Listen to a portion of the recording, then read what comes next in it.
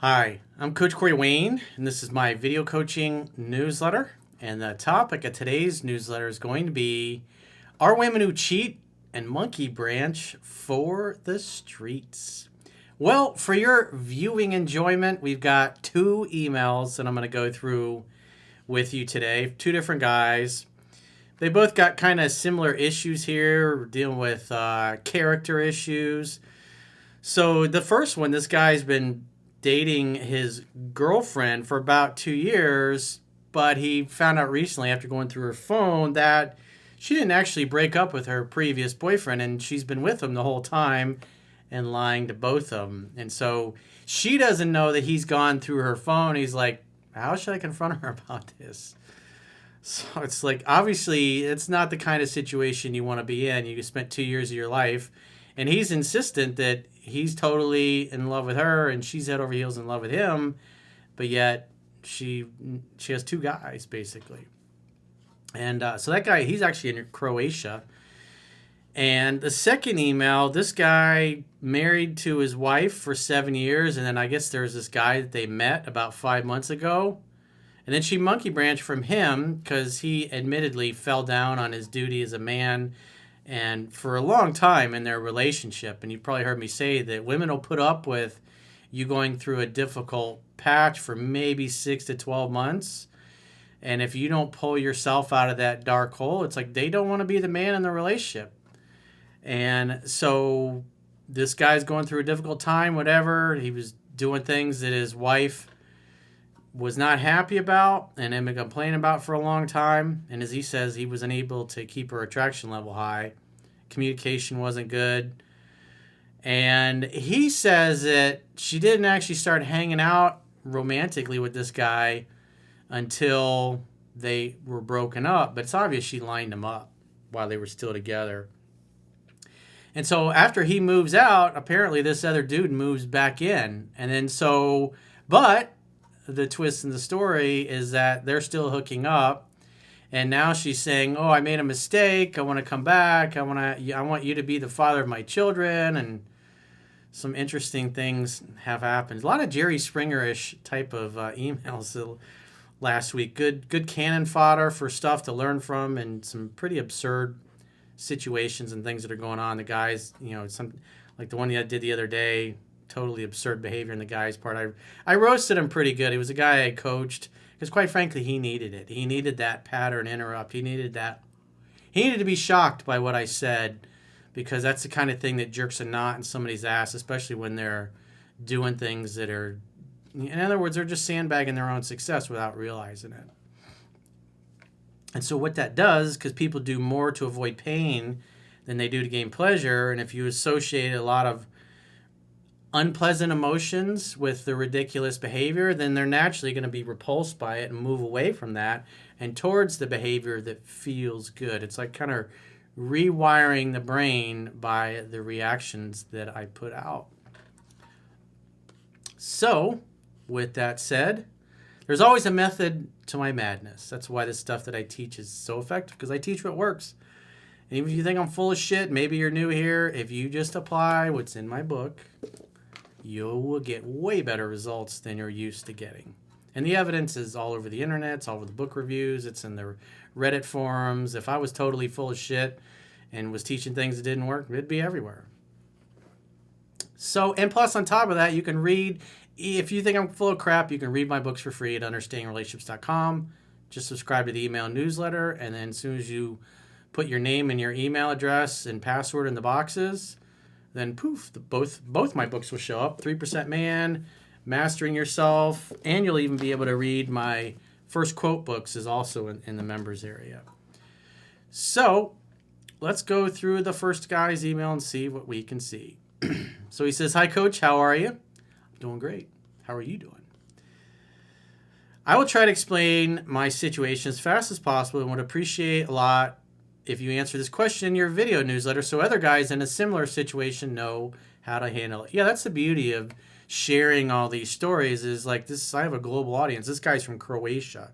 So it's like, no, I'm dealing with people in every cultural, religious, and spiritual background in my work, and men and women all over the globe, they respond innately to certain things that create attraction or repel the other person. And once you understand that and you act natural instead of the dysfunctional way that we've all basically been taught by our news and our media and ideas that the elite want us to adopt because we're just the unwashed masses, of course.